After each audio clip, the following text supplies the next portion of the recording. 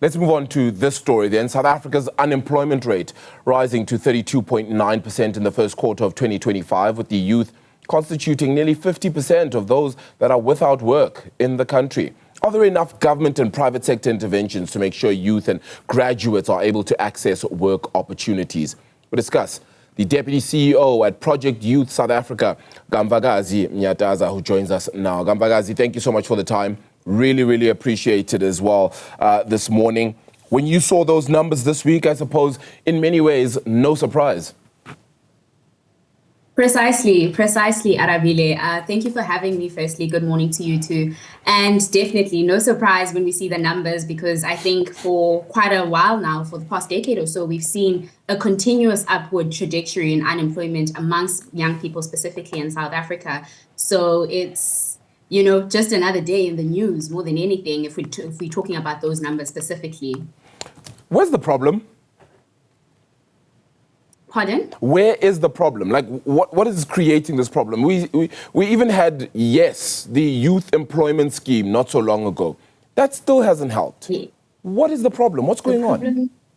The problem is everywhere. The problem is everywhere. I think, speaking of which, you speak about YES, which is a youth employment stimulus.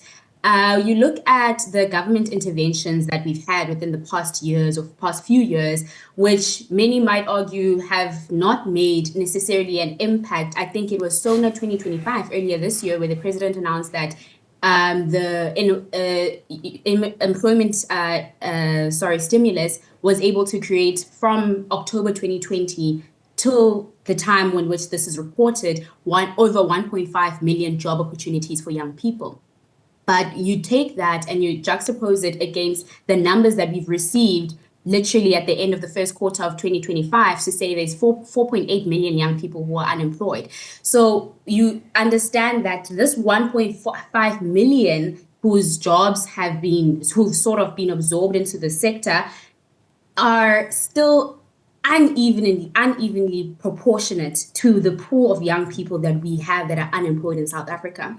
And more importantly, we go back now to say, even if those numbers would suffice, even if those numbers were enough to say we are curbing unemployment in South Africa, we now need to question the sustainability and efficiency of these programs themselves. A lot of them create short-term employment with no potential for career growth as well. So we need to ask ourselves, how impactful is it really if we're going to give young people an opportunity to have maybe a 6-month internship with no possibility of actually being integrated and absorbed into the workforce fully, to allow them to actually live a meaningful life for themselves and allow them to be included in the economy of South Africa. So we need to sort of question and sort of interrogate and critique these programs as well, and not only say, okay, we've created 1.5 million jobs or we've created those opportunities, but is there sustainability within those opportunities themselves? Because it still creates and sort of sustains the cycle of long-term unemployment after that said period of time. Yeah. Has education lost its significance in this? And what I mean by that is that people sit with degrees, qualifications, etc., as youth, whether it be doctors or otherwise, and still have no jobs, ultimately meaning that it's a skills-based economy that we need to now be building a lot more of and focus a little bit less on just the educational portion. I only say this because even earlier this week, I had a guest who was saying we need to close down a few of government-owned universities so that we can focus more on skills-based economy, which is a massive need in the country. I don't know what your thoughts would be. I would say education hasn't lost its relevance, statistically speaking, that is, because we do see that graduates are less likely to be unemployed than people who don't have certifications, whether it's your degrees, whether it's your diplomas, or whatever the case may be. However, that doesn't take away the fact that there are a large number of graduates that are unemployed. You know, we're sitting in South Africa with a crisis of doctors who are unemployed, a crisis of pharmacists that are unemployed. However, I wouldn't say that it hasn't lost its relevance, statistically speaking. However, I do feel that consensus amongst young people as well is very important. So we see that young people are now reluctant to even go go through the process of higher education, not only because their jobs are not secured, but also the process itself is taxing. You know, there's financial implications that many young people across the country cannot afford. So I think to say that it's lost its relevance wouldn't be completely true. However, I would say that we need to sort of be more mindful, and the government needs, not only government as well, it needs to be a collective effort with private sector, with civil society and so forth. And we also need to invest more in our TVET colleges because, like you said, you speak about skills development and so forth. We are deteriorating. That sector in our country is deteriorating, and we're having a skills gap within people in different sectors and in different parts of the economy that they are needed. You know what I'm saying? So that also speaks to sort of the skills mismatch that we see that is part of the reasons for unemployment, or one of the many reasons rather of unemployment.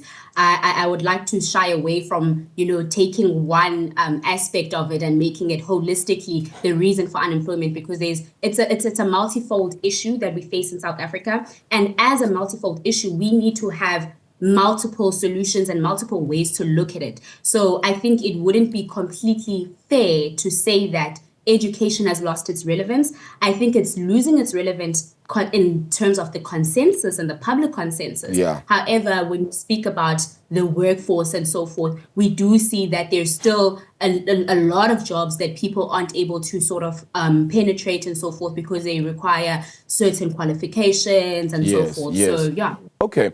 Kamvakazi, and you've made note of it there. One of the things that you'll hear the most, and it's not just in South Africa, it's worldwide really, is two words: government must.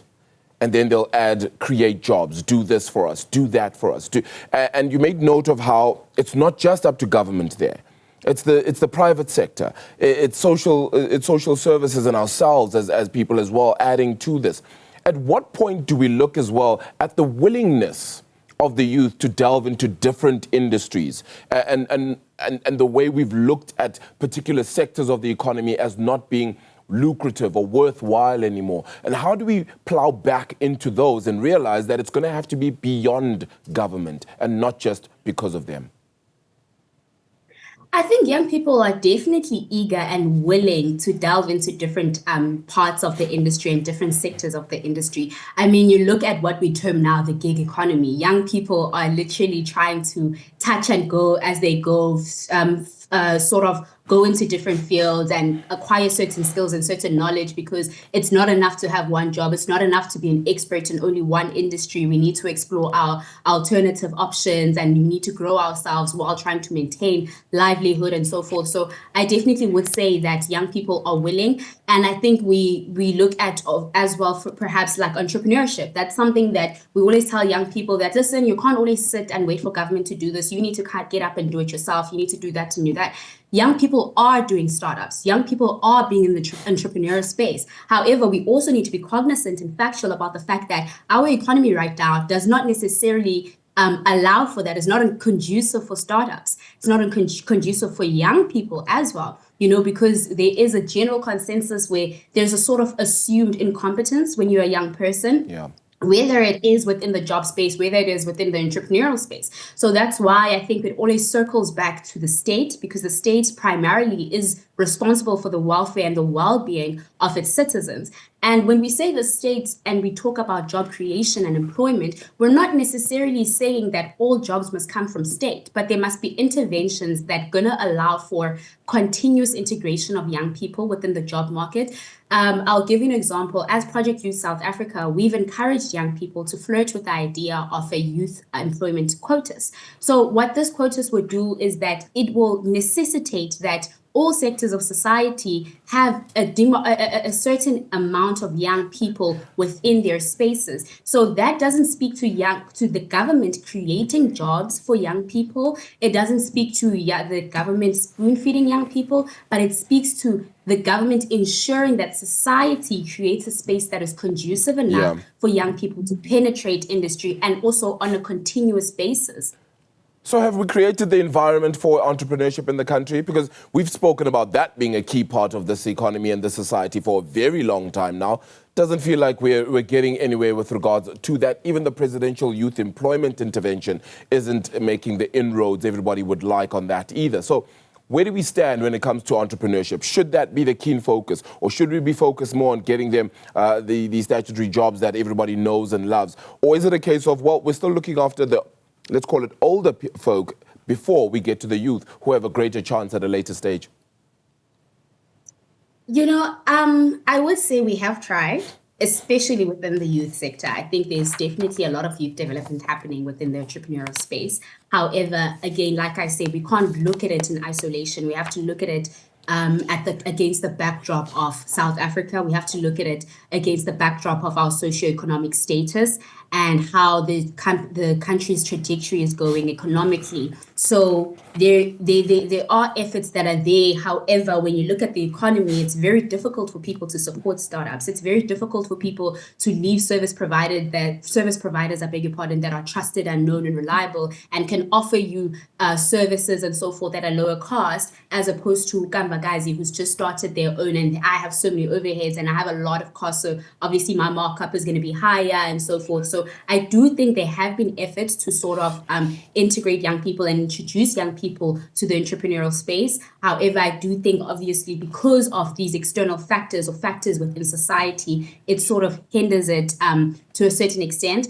But I also would not say that us placing main focus into the entrepreneurial space is the end all and be all. We still need to also look at the employment space and people getting jobs and so forth and maintaining that livelihood, because entrepreneurship has its own set of challenges as well, and it has its own set of skills that are required. So we can't now look at these two things as it's one or the other, but we need to look at them in conjunction with each other, because when the entrepreneurial space flourishes, then employment also increases, because now I'm also able to employ other people. So these things go hand in hand. I don't think we should be looking at it as one or the other.